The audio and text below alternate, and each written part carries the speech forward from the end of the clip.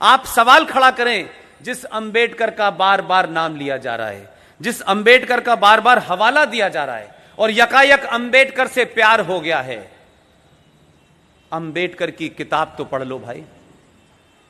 पूछो अंबेडकर ने आपके बारे में क्या राय की थी, इस्लाम के बारे में क्या राय थी, पाकिस्तान पे उनका क्या विचार था। अंबेडकर की किताब थॉट्स ऑन पाकिस्तान तो पढ़ के बताइए। उस आदमी ने सच सच कहा। यह बदकिस्मती है उस आदमी की कि हमारे यहां झूठे लोगों को महान बनाया गया, और जो ईमानदार उस वक्त था और जो आज भी उसकी किताबों को अगर आप पढ़ लें तो उससे ज्यादा ईमानदार आदमी मुझे कोई नजर नहीं आता। अगर उसकी बातों को माना होता तो आज ये दिन भारत को देखना नहीं पड़ता। थॉट्स ऑन पाकिस्तान में वो लिख रहे हैं, ये किताब मार्केट में अवेलेबल है, आप ले सकते हैं। उसमें उन्होंने कहा कि जब भारत का बंटवारा मजहब के नाम पे हुआ था तो यहां एक भी मुसलमान कैसे रहेगा, इसको भी जाना चाहिए। साफ साफ कहा उन्होंने। और बी आर अंबेडकर का किसी हिंदू महासभा से और आरएसएस से संबंध नहीं था। यह कहकर के आप उस ज्ञानी आदमी की बात को झुठला नहीं सकते। आज उनका सारा का सारा इतिहास और सारी किताबें मौजूद हैं, हम पढ़ नहीं रहे हैं। लेकिन अंबेडकर का इस्तेमाल, अंबेडकर के फ्रॉड वारिस, अंबेडकर के नाम पे राजनीति करने वाले लोग, अंबेडकर को सड़क सड़क गली गली बेचने वाले लोग आज भी सच बोलने से कतरा रहे हैं। इसलिए मेरी और आपकी जिम्मेदारी है कि एक फ्रॉड नैरेटिव चल रहा है जो 1946 में जिन्ना ने जिसका एक्सपेरिमेंट किया था, और चंद सालों बाद वो एक्सपेरिमेंट खराब हो गया और वो साहब हिंदुस्तान आ गए। लेकिन हम 70 साल के बाद उसी नैरेटिव को दोबारा से देख रहे हैं, सिर्फ उसमें स्लोगन बदला है, जय भीम और जय मीम। इस जय भीम और जय मीम को बारे में आप सब लोग एक्सपोज कर सकते हैं। बहुत सारी किताबें हैं, यह भी एक किताब है। इस किताब का नाम है पाकिस्तान और पार्टीशन ऑफ इंडिया। इस शख्स के बारे में जितनी बातें मैं पढ़ता हूं, बार बार सोचता हूं कि किस तरीके का मैनेजमेंट रहा होगा कि जिस शख्स को हमारा राष्ट्रपिता कहा गया, कौन सी ऐसी बात है कि उसको राष्ट्रपिता कहने से मुझे गर्व पैदा हो, मुझ में सम्मान का भाव पैदा हो। पूरी दुनिया क्या लिख रही है उनके बारे में, जो जो उन्होंने कहा वो सब आ रहा है सामने। लेकिन एक ऐसा आदमी के उस दौर में जिसे सत्ता नहीं चाहिए थी, उसने तब भी सच कहा और मरते मरते सच लिख के गया। इससे ज्यादा ईमानदार आदमी नहीं है। क्या ऐसा हो सकता है कि कोई हमारा आइडियल हो, कोई हमारा ऐसा युग पुरुष हो, कोई हमारा ऐसा लीडर हो और उसके बारे में हमें यह पता चले कि ये झूठा है, कायर है, चोर है, मक्कार है, इसने दुनिया के सारे झूठ बोले और हम उसको कहें कि यह हमारा महापुरुष है? हो सकता है? भगवान रामचंद्र जी भी लंका गए थे, उनकी पत्नी को कोई ले गया था, और आपको अगर यह पता चले कि वो लंका गए, अपनी पत्नी को छुड़ा के लाए और सोने की लंका लूट करके और वहां की तमाम औरतों को लेके आ गए थे, आपके मन में सम्मान का भाव जगेगा या अपमान का भाव जगेगा? लेकिन हमने ये होने दिया। और एक शख्स जिसे मैं आज के दौर में कहूंगा, हो सकता है कुछ लोगों को पॉलिटिकली इनकरेक्ट लगता हो, लेकिन आप सबसे और जो भी मेरी बात सुनते हैं, जो सौरभ भाई की बात सुनते हैं, 1000 साल के बाद आपको मौका मिला है, सच बोलिए, मत डरिए किसी से। जो आने हैं जाने हैं, सत्ताएं आएंगी चली जाएंगी, पार्टियां बनेंगी टूटेंगी, यह सिलसिला चलता रहेगा। आप अपना नाम किसमें दर्ज कराना चाहते हैं यह आज आपको तय करना है। यह कहने से कुछ मिलता नहीं है। हम सब लोग अपनी अपनी इनिंग खेल चुके हैं। कोई जीवन में ऐसा एजेंडा नहीं है जिसको लेकर के यह काम शुरू किया हो। यह पार्ट टाइम काम नहीं है कि चलो 10 मिनट के लिए राष्ट्रवादी हो जाते हैं, ऐसा नहीं है।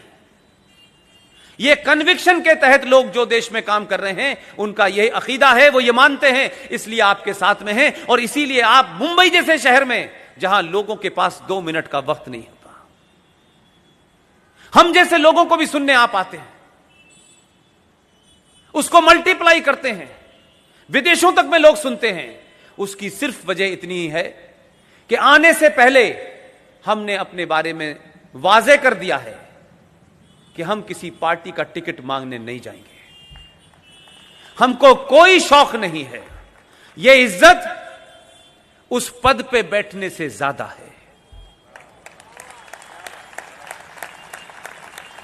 इसलिए मरने से पहले, जाने से पहले आप ये बताएं कि जिस कारणों से यह देश संकट में है, यह पूरा 90 करोड़ समाज कंफ्यूजन में है, उसको यह पता ही नहीं है कि उसके पूर्वजों ने किया क्या है। वो उन पे गर्व करे या उनके सामने हीन भावना का शिकार हो। इसलिए मैं चाहता हूं आप तमाम सारे लोग आज ही से, ऐसा नहीं होगा हजारों लोग बड़ा काम कर रहे होंगे, आज ही से यह सोचिए, सच बताने में अगर जान भी चली जाएगी तो कोई फर्क नहीं पड़ता, लेकिन आपके जाने के बाद आपके बच्चे किन शब्दों से आपकी इज्जत करेंगे, यह आज आपको तय करना है। हमारे मन में जो भाव बहुत लोगों के लिए हैं, वो सार्वजनिक भी होते हैं, मजबूरी होती है उनको कुछ कहना कि ये हैं, लेकिन जो हमारा हीरो है उसे हम अगर अपना हीरो नहीं कह पा रहे तो इससे ज्यादा घुटन की कोई बात नहीं हो सकती। लेकिन सरकारी पद पे न होने के कई फायदे भी हैं। इसलिए मैं कहता हूं कि भारत का अगर राष्ट्रपिता ही घोषित करना था तो बी.आर. अम्बेडकर को करते हैं।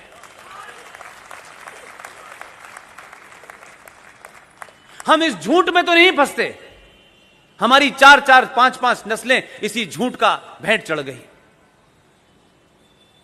इसलिए आज अगर कोई मेरा हीरो है, जिन हीरो को विलियन बता के इतिहास ने दबा दिया हजारों गज नीचे, लेकिन हम तमाम सारे लोग खुशनसीब भी हैं, हम बड़े फॉर्चुनेट हैं।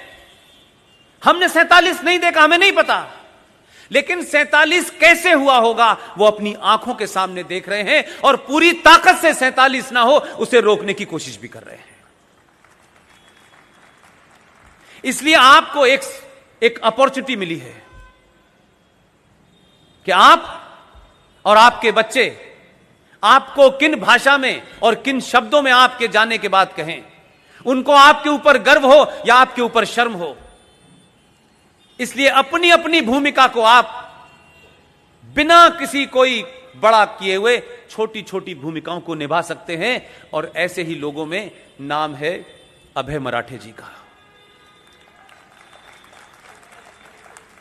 मैंने आपका नाम मराठे जी बहुत बार लिया, आप इसी राज्य के रहने वाले हैं। क्या मेरी ये दरखास्त मानेंगे कि आप 1 मिनट के लिए स्टेज पे आ जाएं?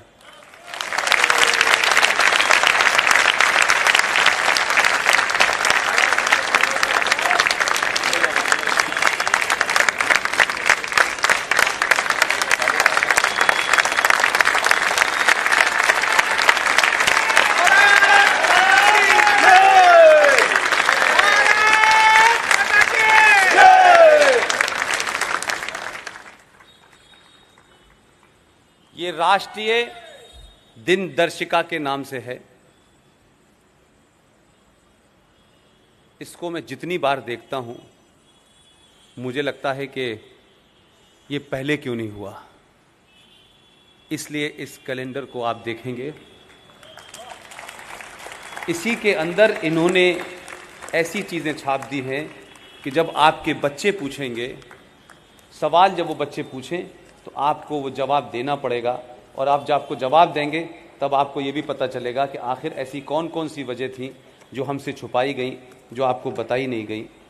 उसमें से एक इम्पॉर्टेंट है, वो मैं सिर्फ चाहता हूँ कि आप देख लें, क्योंकि मेरे कहने नहीं कहने का बहुत ज़्यादा फर्क नहीं पड़ता।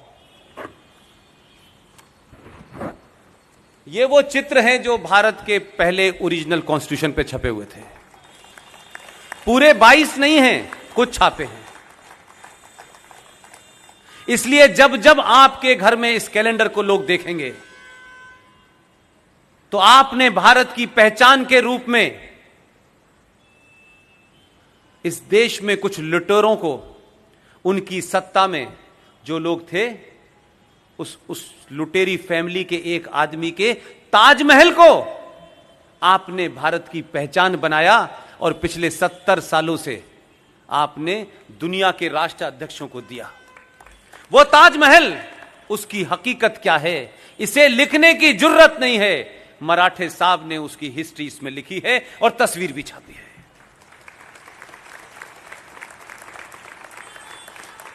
इसलिए मैं चाहता था कि मराठे जी एक इंस्टीट्यूशन है और बहुत समय लंबा नहीं है।